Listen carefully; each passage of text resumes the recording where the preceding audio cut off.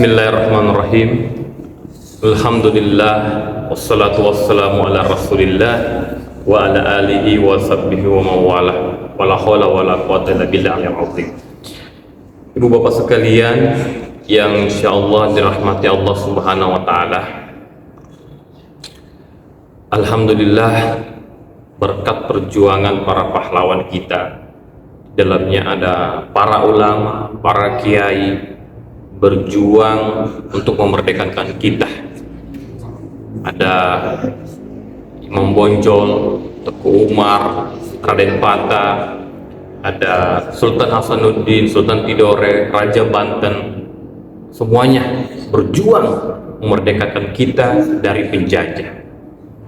Nah, bahkan pahlawan 10 November Bung Tomo dalam sebuah pidatonya, andai kata tidak ada kalimat takbir, saya tidak tahu dengan apa saya menggerakkan putra-putra terbaik bangsa untuk bangkit berjuang melawan penjajah. Andai kata tidak ada kalimat takbir. Itu yang dikatakan Bung Tomo. Apa artinya? Sama artinya kalau andai kata tidak ada para ulama, para santri, mustahil kita merdeka. Dan lihatlah, bambu runcing bisa mengalahkan senjata, tidak lain karena bantuan dan pertolongan Allah Subhanahu wa ta'ala. Nah, kita telah merdeka, namun melihat kondisi sekarang, kita hanya merdeka dari sisi hukum. Kita belum merdeka dari sisi ekonomi, dari sisi digital, dari fashion, bahkan kita belum merdeka dari yang namanya riba. Padahal kalau negeri ini mau diberkahi oleh Allah Subhanahu wa taala, kata Allah dalam Quran, "Walau anna ahlal qura amanu wattaqaw lafatana 'alaihim barakatim minas sama'i wal ardi." Kalau negeri tersebut mau diberkahi oleh Allah, maka penduduknya beriman dan bertakwa. Seandainya penduduk suatu negeri itu beriman dan bertakwa, maka pasti Allah akan turunkan keberkahan dari langit dan bumi. Jadi syarat kalau negeri itu mau berkah, harus terhindar daripada hal-hal yang dilarang. Olehnya itu kita harus merdeka daripada yang namanya ekonomi riba.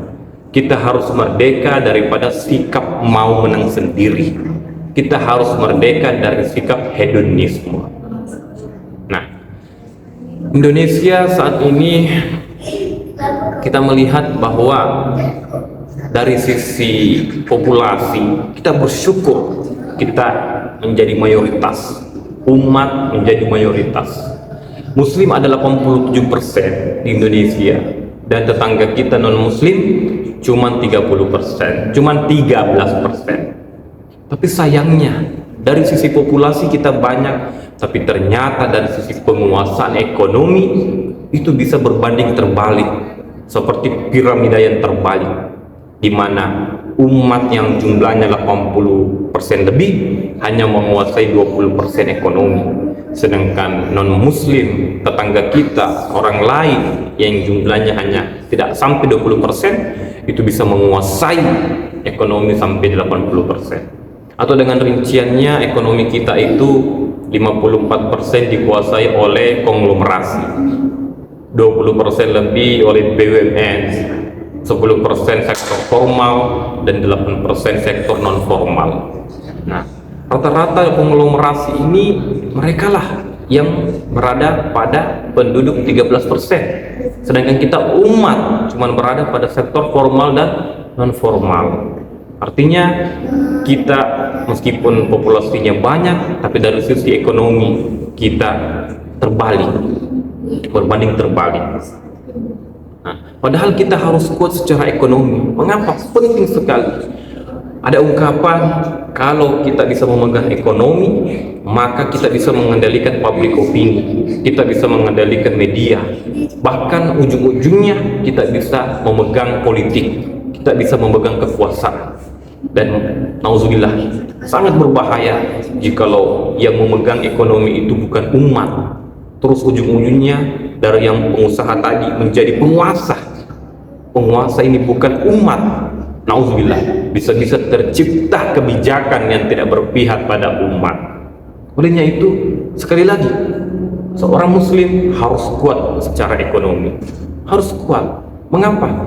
Karena tidak ada masjid yang dibangun tanpa semen, tidak ada pesantren yang bisa dibangun tanpa beton, tidak ada beasiswa, tidak ada kuliah di luar negeri tanpa beasiswa.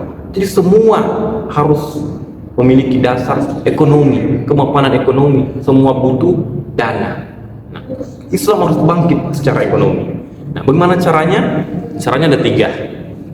Yang pertama, ada namanya production power, kekuatan menciptakan. Umat ini harus produktif, umat ini harus bisa menciptakan, bahkan yang diciptakannya itu bisa kita ekspor, bisa sampai ke luar negeri. Nah, mengapa Korea bisa maju? Mengapa Jepang bisa maju? Mengapa Jerman bisa maju? Karena mereka menciptakan, membuat mobil, motor, elektronik, sampai mereka ekspor, dan kita menjadi salah satu pasar yang paling terbesar. Nah, kita jangan hanya jadi penonton, kita jangan hanya jadi pasar, tapi kita harus menciptakan juga, sehingga kita bisa mengekspornya. Nah, kita masing-masing ini sudah memiliki bidang. Ada yang bekerja di bidang teknisi, mekanik, ada yang sebagai pendidik, dosen, guru, ada yang sebagai bergerak di bidang jasa.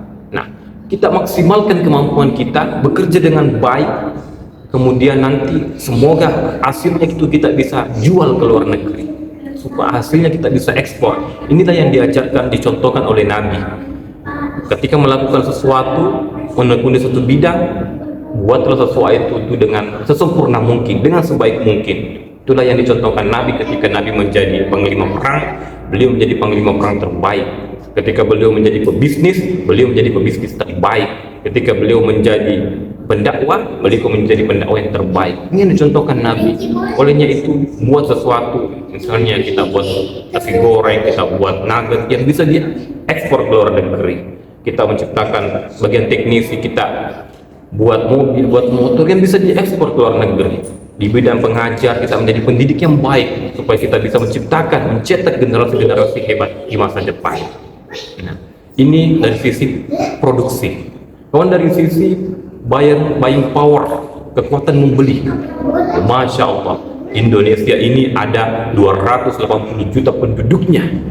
Pasar. Nah, kita ketika membeli barang, pilihlah produk-produk dalam negeri, pilihlah produk-produk Indonesia yang menciptakan Indonesia, pilihlah produk-produk umat.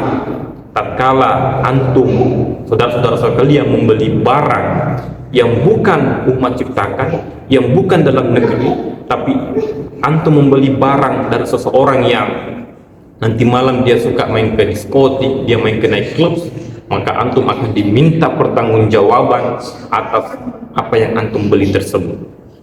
Jadi jangan asal beli, tapi yang kita belikan itu bisa bermanfaat bagi si penjual. Syukur-syukur penjual itu tadi malam sholat tahajud, syukur-syukur penjual itu tadi malam sholat duha.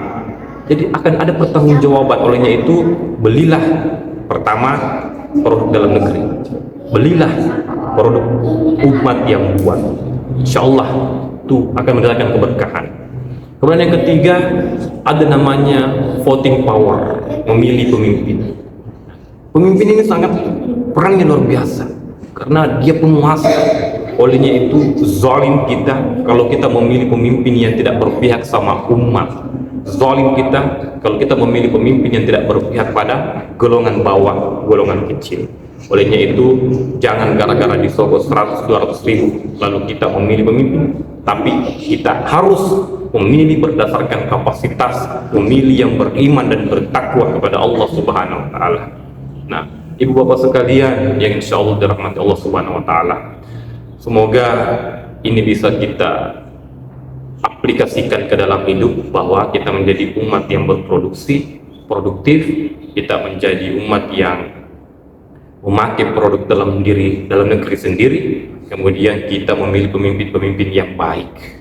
Nah, sehingga insya Allah kita bukan hanya merdeka secara hukum, tapi kita bisa merdeka daripada yang namanya ekonomi, merdeka daripada riba, merdeka daripada sikap mau menang sendiri. Barakallahu fikum. Wassalamualaikum warahmatullahi wabarakatuh.